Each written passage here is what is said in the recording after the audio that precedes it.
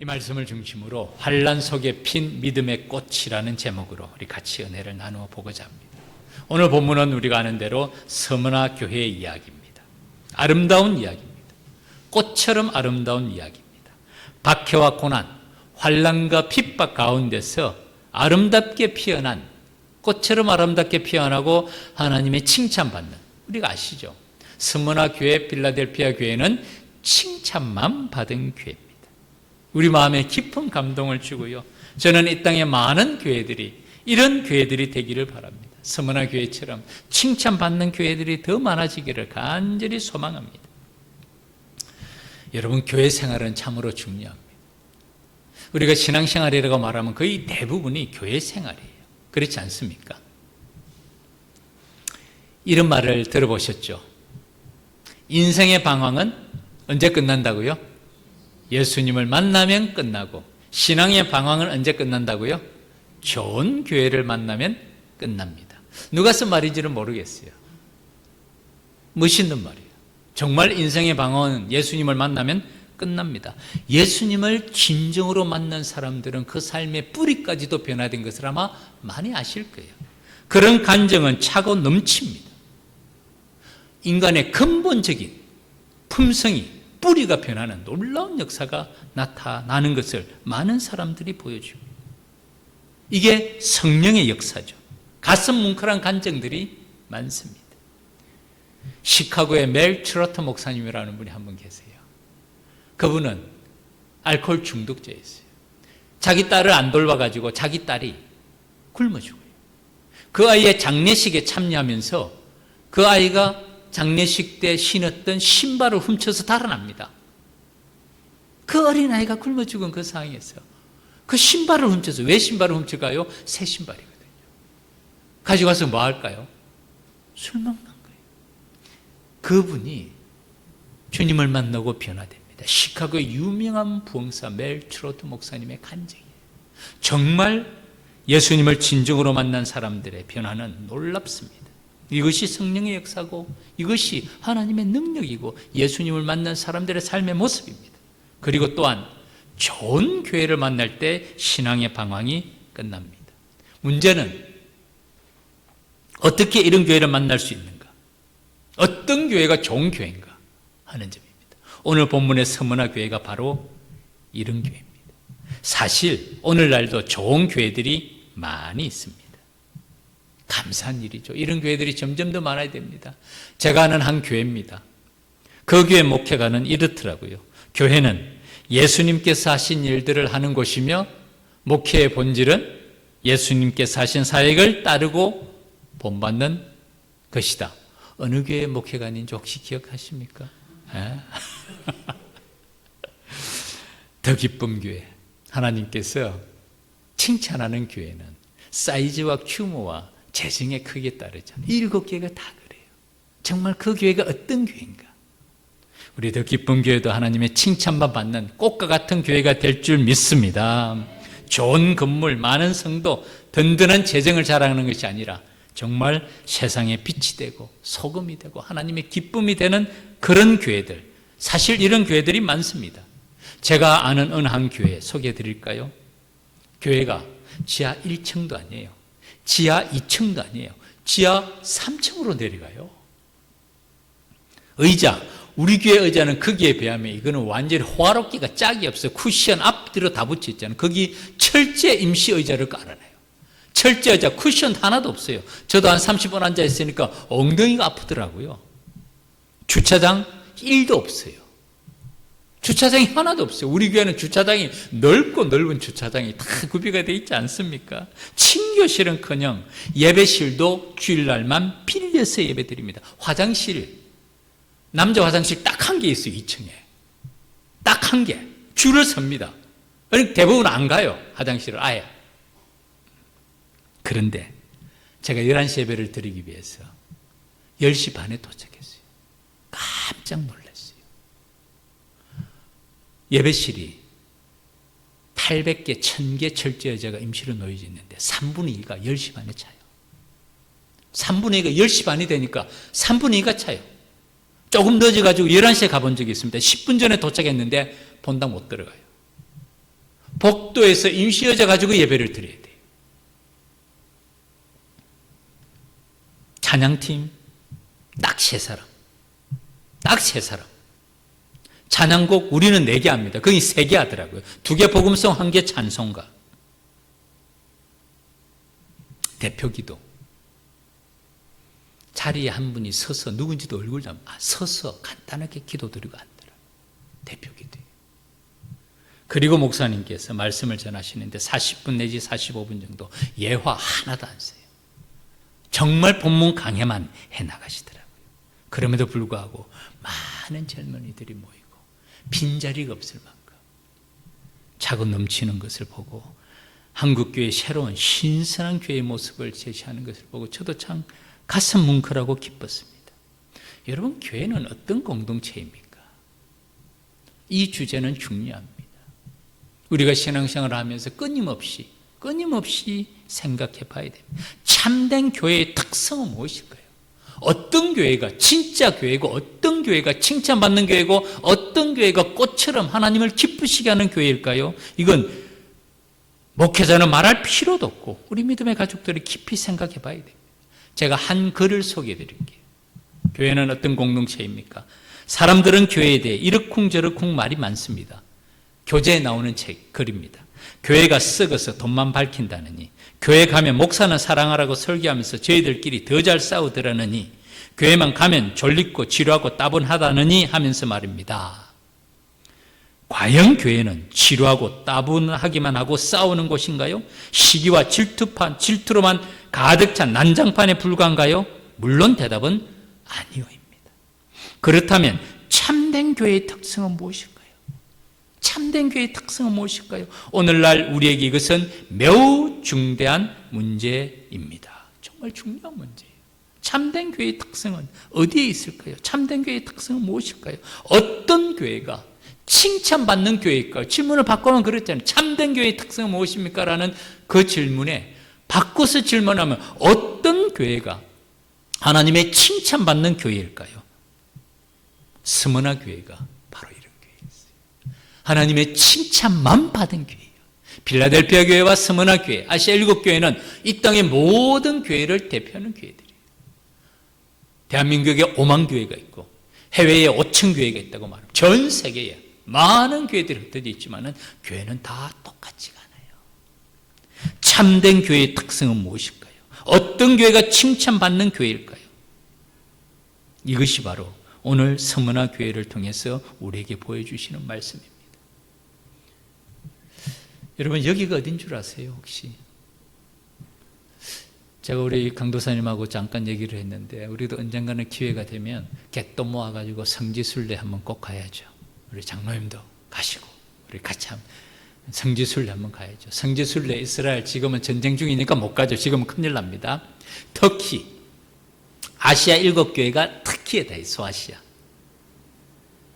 이곳이 이즈미르, 터키의 3대 도시 중에 하나입니다. 터키의 수도가 이스탄불이죠. 두 번째가 2대 수도가 앙카라, 세 번째가 이즈미르, 이곳인데 이즈미르의 옛날 이름, 진짜 이름이 뭔 줄 아세요? 이게 서문화예요. 이게 서문화예요. 성경의 서문화가 오늘날 이즈미르. 그러니까 이 도시는 3,000년의 역사를 가지고 있는 도시고 아시아 7교회 중에서 유일하게 교회 흔적이, 교회 건물이 남아있는 곳이 바로 스무나, 이즈미르 이곳입니다. 이 스무나 교회는 다른 교회에 비해서 재정적으로 튼튼하고 많은 성도들이 참여하고 좋은 건물을 가지고 있었던 교회는 아니었던 것 같습니다. 다른 교회에 비해서 어쩌면 더 힘없고 영향력이 없고 박해와 궁핍과 핍박 가운데 있었던 교회였던 게 분명합니다. 그 당시 스무나 교회에 대한 기록을 제가 먼저 소개해드리면요, 당시 스무나에는 이즈미르 이 지역이죠, 많은 유대인들이 살고 있었고 그들은 그리스도인들을 잔혹하게 탄압하고 박해했다. 유대인들이 교회를 엄청나게 박해합니다. 초대교회 역사가 사실은 그래요. 또한 로마 황제 숭배의 겁으로 스무나 교회는 재정적인 많은 궁핍과 어려움을 겪고 있었다. 제가 나중에 설명할 겁니다. 로마 황제를 숭배하지 않으면 상인들의 조합인 길드에 들어갈 수가 없어요. 그러면 정상적인 경제활동을 할 수가 없었던 시대예요. 그럼에도 불구하고 스무나 교회는 모든 박해와 핍박을 이기고 바른 신앙을 지켜 필라델피아 교회와 함께 칭찬만 받는 교회가 되었다는 거예요. 짧은 글이지만 잘 요약하고 있어요. 오늘 본문의 내용이 바로 그겁니다. 오늘 본문의 8절을 보십시오. 스무나 교회 사자에게 편지하라. 처음이며 마지막이요 죽었다가 살아나시니까 이르시되, 그 다음에 9절이죠. 안다. 원래 헬라어 본문에서는 안다라는 말이 제일 먼저 나옵니다. 내가 내 환난과 궁핍을 알고 있다. 실상은 내가 부유한 자다. 두 번째로 자칭 유대인이라는 자들의 비방도 알거니와 실상은 유대인이 아니고 사탄의 회당이다. 두 가지를 안다고 말씀하시죠. 너의 환난과 궁핍을 알고 있다. 두 번째는 유대인들의 비방도 알고 있다. 우리 성경에는 알고 있다가 두 번이 나오지만 말씀드린 대로 헬라어 원보 본문에는 알고 있다라고 말하면서 뭘 알고 있는가? 이 두 가지, 환난과 궁핍을 알고 있다, 유대인들의 비방을 알고 있다. 내용은 동일합니다. 영어 성경도 보니까 알고 있다라는 말이 두 번이 나오더라고요. 왜냐하면 의미가 동일하기 때문입니다. 첫 번째, 환난과 궁핍을 알고 있다. 이 환난이라는 단어가 박해와 핍박을 의미하는 단어입니다. 원어적인 의미는 잔혹한 육체적인 폭력으로 인한 고통당하는 것을 환난, 박해, 핍박을 말하죠. 궁핍은 궁핍한 것, 우리가 잘 알잖아요. 가난과 빈곤의 물질적인 어려움의 많았음을 말합니다. 스무나 지역, 지금도 얼마나 아름다운 에게해입니다. 지중해 바다가 있고 그 주변에 아주 천연의 아시아의 보석이라고 말할 만큼 이 스무나는 아름다운 곳이에요. 풍부한 지역인데, 경제적으로 풍부한 지역이었음에도 불구하고 이 지역의 그리스도인, 이 지역의 믿음의 백성들은 정치적인, 경제적인 큰 어려움 가운데 있었다는 것을 말씀하면서 그 첫 번째로 내가 내 환난과 궁핍을 알고 있다. 당시 성경학자들은 이 스무나 교회가 두 가지 이중적인 어려운 박해 가운데 있었다고 봅니다. 첫 번째는 로마 정부의 박해예요. 말씀드린 대로 스무나 이 지역은 특별히 황제 숭배가 왕성한 지역이고 도시의 모든 활동들이 황제 숭배와 연관이 되어 있어요. 기록에 의하면 BC 23년 이 스무나가 어떤 지역이냐면 약 10개 정도 되는 이 로마에 있는 도시들이 경쟁을 벌입니다. 어떤 경쟁을 벌이냐?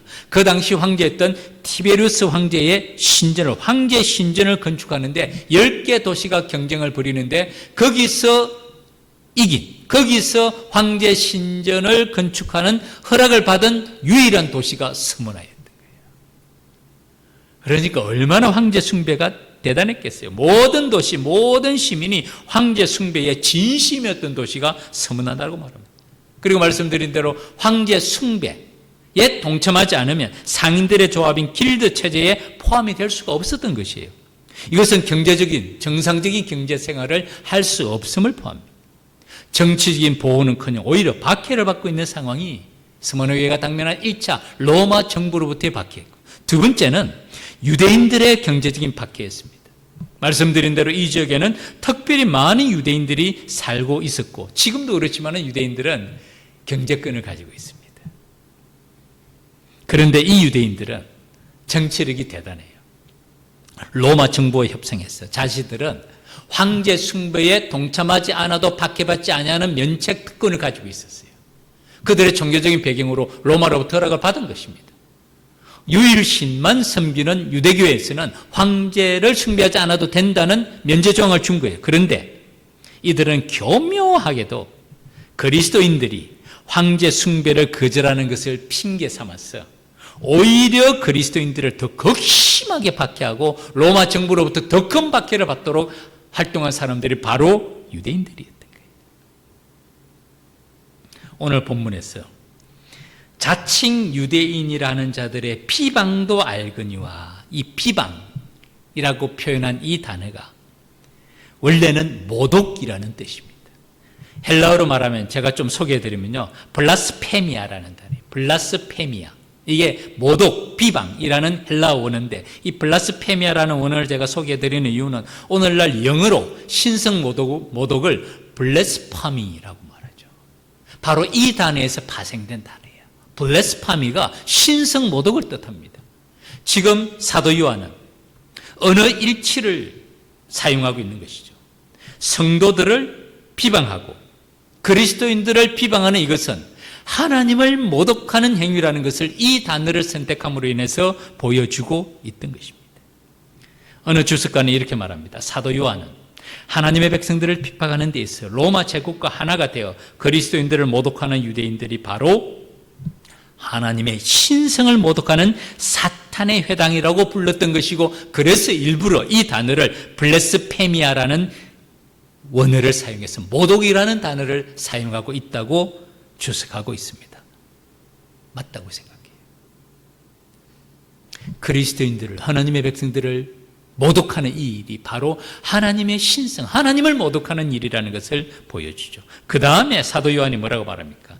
실상은 유대인이 아니요 사탄의 회당이라. 겉보기에는 유대인이지만 그 배후는, 실상은 사탄의 하수인이 되어서 사탄의 도구가 되어 있다는 것을 말씀하고 있는 것입니다. 무서운 말씀입니다. 무서운 말씀이세요. 유대인들이 자신들이 지금 사탄의 도구가 되었다는 사실을 알고 있을까요? 아니에요. 그렇지 않아요. 그들은 사탄의 도구가 되었다고 생각하지 않고 자기 종교에 열심을 내고 있는 거예요. 자신도 모르게, 그런데 자신도 모르게 사탄의 하수인이 되어서 하나님의 진정한 백성들을 박해하는 도구로 된 것을 말씀하고 있는 거예요. 사도 요한이 지금 그것을 말씀하고 있는 거예요. 신앙생활을 하면서 우리도 삼가 조심해야 될 일들이 많습니다. 제가 교회를 섬기면서 참 안타깝게 여기는 것들이 한두 가지가 아니에요. 하나님 일을 하면서도 하나님의 손에 쓰임받는 도구가 되어야 되는데 종종 자신도 모르게 정반대의 결과를 초래하는 경우가 왕왕 있습니다. 자신이 가장 교회를 위해서 열심히 일하는 것 같은데 오히려 그것이 교회를 가장 어렵게 하고 하나님 일을 방해하는 결과가 되는 것이에요. 아마 유대인들도 마찬가지였을 거예요. 자기들은 모세율법에 따라서 가장 하나님을 열심으로 섬긴다고 사도 바울이 맨 처음에 그랬잖아요. 그러나 진정으로 사도 바울이 하나님을 만나고 예수 그리스도를 만나고 난 다음에 그는 180도로 변하죠. 그리고 자신의 이 모든 행동들을 정말 전에는 박해자와 핍박자였으나 이후에는 반포자와 석포자로서 그의 삶을 전부를 던집니다.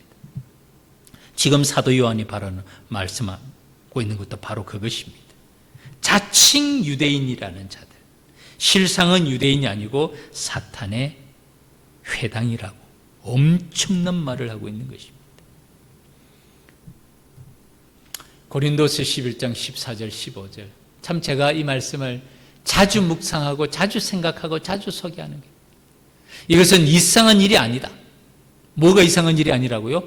사탄 자기 자신을 누구로 가정한다고요? 광명의 천사로 가정. 사탄의 전략이에요. 여우의 전략이라고 말하죠.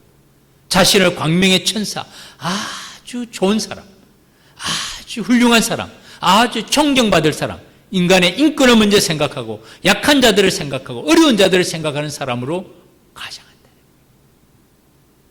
그러므로 사탄의 일꾼들도 자기를 무엇으로 가정한다고요? 의의 일꾼으로 가정하는 것이 대단한 일이 아니지라. 사탄이 자신을 광명의 천사로 가정하며 사탄의 일꾼들도 자신을 의의 일꾼으로 가정하는 것이 보통 일이라는 건 많은 일이라는 겁니다. 그러나 그 결과는 그들의 마지막은 그 행위대로 되리라. 우리에게 필요한 것은 영적인 분별력이 있어야 돼요. 영적인 통찰력이 있어요. 참과 거짓을 구분할 수 있는, 실상과 허상을 분별할 수 있는 분별력이 있어야 됩니다. 지금 사도 요한이 스무나 교회를 칭찬하고 있는 것이 바로 이것이죠. 실상은 내가 부유한 자라. 겉보기에는 환난과 궁핍 가운데 있지만 실상은 내가 부유한 자라는 것이에요. 내가 진정한 부유한 자라고 칭찬하고 위로하시는 겁니다. 그리고 사탄의 이 모욕과 비난, 유대인들이 하는 것 같지만 실상은 사탄의 회당이 영적 전쟁이라는 것을 말씀하고 있는 것이죠. 우리의 믿음의 걸음, 이런 스머나 교회처럼 칭찬받는, 하나님의 칭찬받는 믿음의 걸음이 되어야 됩니다. 정말 하나님의 칭찬을 받는 삶이 진짜 행복한 삶이고 진짜 부유한 삶이고 참된 복된 삶을 걸어가는 하나님의 백성들인 줄 믿습니다. 스머나 교회가 그랬어요. 겉보기에는 환난과 궁핍이 있습니다. 가난하고 어려웠다는 거예요. 박해받는 중에 있었다는 거예요. 그리고 그들은 그 당시 기득권을 가지고 있던 유대인들의 비방, 모욕을 받았습니다. 그런데 그 비방과 모욕은 유대인들이 아니라는 그 배후에는 사탄의 회당이 있다는 것을 사도 요한은 스무나 교회에 말하고 있습니다. 그래서 이렇게 말씀합니다. 내가 죽도록 충성하라. 그리하면 내가 생명의 면류관을 내게 주리라. 너는 장차 받을 고난을 두려워하지 말라. 고난이 없다는 거 아니에요. 고난이 피해간다는 건 아닙니다. 고난이 있다고 얘기합니다. 그러나 이 고난을 두려워하지 말라. 마귀가 장차 너희 가운데서 몇 사람 오기든지 시험을 받게 하고 10일 동안 환난을 받게 할 것이다. 그러나 스머나게 해주신 말씀이죠. 내가 죽도록 충성하라. 그러면 내가 생명의 관을 내게 주리라 약속하고 계십니다. 이 약속을 주시는 분이 누구십니까? 처음이며 마지막이요 죽었다가 살아나신 이가 가로되 우리 주님께서도 십자가에서 죽음을 경험하시고 부활하신 그 주님께서 네가 죽도록 충성하라. 그리하면 내가 생명의 면류관을 내게 주리라 약속하시는 것이죠. 스무나 교회는 사실 그래요. 죽도록 충성한 교회였습니다. 우리가 언젠가는 성지순례를 꼭 갈 겁니다. 갯돈을 모아가지고 2년 3년 모아서 언젠가는 소아시아에 가야 되는데 그때 이즈미르라는 이 동네를 꼭 가야 되겠죠. 지금 이즈미르 이 지역에 남아있는 스무나 교회의 흔적입니다. 아시아 7교회 중에서 유일하게 남아있는 흔적이라고 말하죠. 이 교회가 폴리갑 기념교회라고 말합니다. 폴리갑 기념교회.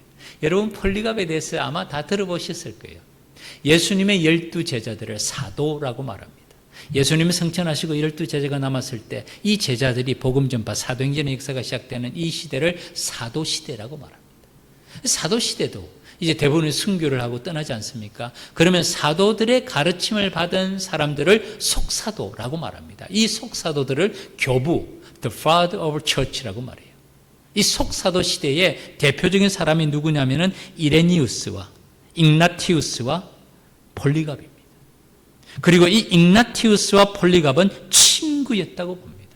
이 폴리갑은 한 20세 전후로 어렸을 때 사도 요한의 직접적인 가르침을 받았다고 봅니다. 그리고 사도 요한에 의해서 바로 스무나 교회의 지도자로 임명을 받았다고 교회사는 전하고 있습니다. 그리고 ig나티우스와 폴리갑이 서로 친구였기 때문에 이 교회사의 기록을 보면 요한계시록을 기록한 시대가 약 95년, AD 95년. 거의 마지막 시대죠. 그리고 AD 95년에 사도 요한이 계시록을 기록하고 난 다음에 20년 뒤 약 AD 115년에 ig나티우스가 당시 안디옥 교회의 지도자였습니다. 감독이었습니다. 그리고 ig나티우스가 그 당시 스무나 교회의 감독이었던 폴리갑에게 보낸 편지 기록이 있습니다. AD 115년의 편지가 지금도 남아있는 것이죠. 그리고 약 40년 뒤, 그러니까 AD 155년경에 스무나 교회는 안디옥 교회에게 편지를 보냅니다. 그 편지 내용에 이 폴리갑의 순교에 대한 자세한 내용을 기록한 기록들이 지금도 남아 있습니다. 당시 폴리갑의 순교를 그린 그림입니다. 주후 AD 155년 교회가 극심한 핍박을 받고 있는 중 당시 폴리갑의 나이는 86세였다고 봅니다. 그때의 총독 이름이 게르마니쿠스라는 총독이 재판정에 있고 폴리갑은 그 앞에 섭니다. 지금 원형 경기장이잖아요. 스무나에 있는 이 원형 경기장에서 군중들은 외칩니다. 폴리갑을 사자의 밥이 되게 하라고 얘기합니다. 그런데 총독은 이미 경기가 끝났기 때문에 사자들의 밥이 될 수 있게 하는, 다시 사자를 풀 수 있는 권리가 나에게 없다고 얘기하니까 군중들은, 이 성난 군중들은 물러가지 않고 그 다음에 요구한 것이 장작 더미에 올리라고, 화형하라고 군중들은 외칩니다. 이때 스무나 교회를 그렇게 핍박하고 박해하고 비방하던 유대인들은 이날이 안식일이었대요. 안식일임에도 불구하고 총독의 유죄 판결을 적극적으로 요구하면서 사형이 선고되자 직접 산에서 장작을 마련해서 폴리갑을 화형시키는 그런 악의적인 열성까지 보였다고 교회사는 기록합니다. 지금 이 장면, 장작 더미 위에 폴리갑을 묶어놓고 재판관은 폴리갑에게 마지막으로 한 번 더 기회를 줍니다. 한 번만 예수를 부인하면 살려주겠다고. 이 폴리갑의 인격과 그의 모습에 이 총독도 마음이 움직였던 거예요. 한 번만이라도, 말로만이라도 예수를 부인하면 살려주겠다고 했는데, 그때 폴리갑의 대답입니다. 86년 동안 나는 그분을 섬겨왔고 그분은 나를 한 번도 모른다고 한 적이 없는데 내가 어떻게 나의 주님을 모른다고 부인할 수가 있겠습니까? 라고 말하면서 기꺼이 주님 품에 안겼다고 말합니다. 그리고 이 폴리갑은 당당하게 믿음을 지켜서 순교의 길을 걸어갔던 스무나의 12번째 순교 여자였다고 말을 하고 있습니다. 지금 이 그림을 그린 화가가 이 그림 속에 있습니다. 누굴까요? 칼을 들고 폴리갑을 찌르러 가는 그 사람 뒤에 한 사람이 포승줄에 묶인 채로 고개를 숙이고 있죠. 콧숨을 기른 사람. 이 사람이 이 그림을 그린 화가라고 말합니다. 왜 자기 자신을 이 그림 속에 포함시켜 놓았을까요? 자신도 이러한 신앙의 길을 가는 사람이 되겠다는 자기 자신의 다짐이 아니었을까요? 어떤 핍박과 환난 속에서도 믿음을 지키며 순교의 길을 가겠다는 그 다짐을, 자기 자신을 이 그림 속에 넣어놓고 자기 손이 포승줄에 묶인 다음 모습으로 그 다음 순서가 자기 자신임을 보여주고 있습니다. 말씀을 맺겠습니다. 오늘 말씀의 제목이 환난 속에 핀 믿음의 꽃. 꽃과 같은 교회들이 많았습니다. 꽃과 같은 그리스도인들이 많았습니다. 오늘날은 어떻습니까? 오늘날은 환난과 궁핍, 비방과 모독이 없습니까? 제가 볼 때는 오늘날 더 심합니다. 정말 사탄은 자신을 광명의 천사로 위장해요. 더 이상 총칼을 들고 위협하지 않습니다. 오히려 내부적인 은밀한 유혹을 통해서 우리를 내부로부터 무너뜨리고 스스로 무너지게 합니다. 그 어느 때보다도 영적인 분별력과 통찰력이 필요한 때입니다. 참과 거짓. 스무나 교회에게 하신 말씀이 바로 이것 아닙니까? 내가 알고 있다. 네가 환난과 궁핍을 당함을 알고 있지만은 실상은 내가 부유한 자라. 유대인들의 비방, 모독도 알고 있다. 그들은 유대인이 아니라 사탄의 회당이다. 외부적으로는 정치적인 권력을 이용한 교묘한 박해가 지금도 계속됩니다. 제가 어저께 중국 교회에 대한 영상을 봤습니다. 중국 교회가 처절하게 교회를 다시금 비판하고 있는 모습들. 그 가운데서 교회들은 다시금 오히려 더 내부가 정리가 되면서 다시금 부흥의 불길을 일으키고 있는 모습. 그리고 맨 마지막에 교회가 핍박을 통해서 쓰러지지는 않습니다. 오늘날도 그 모습은 궁핍과 환난과 핍박과 비방과 모독이 있을지 모르지만 오히려 그 가운데서 칭찬만 받는 교회, 환난 속에서 믿음의 꽃과 같은 교회들이 이 땅 위에 여전히 있다는 사실이 우리에게 얼마나 감사한 일이고 기쁨이 됩니다. 스무나 교회에게 하신 말씀이죠. 내가 죽도록 충성하라. 그리하면 내가 생명의 관을 내게 주리라. 이 땅 위에서 우리의 삶의 환경이 어떠하든지 주님께서 함께 하심을 믿으며 영원한 생명의 멸관을 바라보면서 겉모습이 아니라 우리의 실상, 영적인 분별력을 가지고 하나님의 기쁨이 되는 교회, 하나님의 칭찬받는 교회, 하나님의 손에 쓰임받는 우리 믿음의 가족들과 온 교회가 되기를 주님의 이름으로 축복합니다. 기도드리겠습니다. 하나님 아버지, 우리에게 주의 영적인 분별력을 더하시사 우리의 겉모습이 아니라 참으로 우리의 내면을 바라보게 하여 주시옵소서. 스마나 교회가 환난과 핍박 가운데 있었지만, 궁핍 가운데 있었지만, 실상은 내가 부유한 자라 칭찬받았던 것처럼 우리의 삶의 환경이 고난과 박해와 여러 가지 환난 가운데 있지만 오히려 주님을 더욱더 견고하게 붙잡으며 하나님의 칭찬받는 주의 백성들 되게 하여 주시옵소서. 이 땅에 그러한 교회들이 더욱더 많아지도록 우리 주님 은혜 내려 주시옵소서. 예수님 이름으로 기도 올립니다.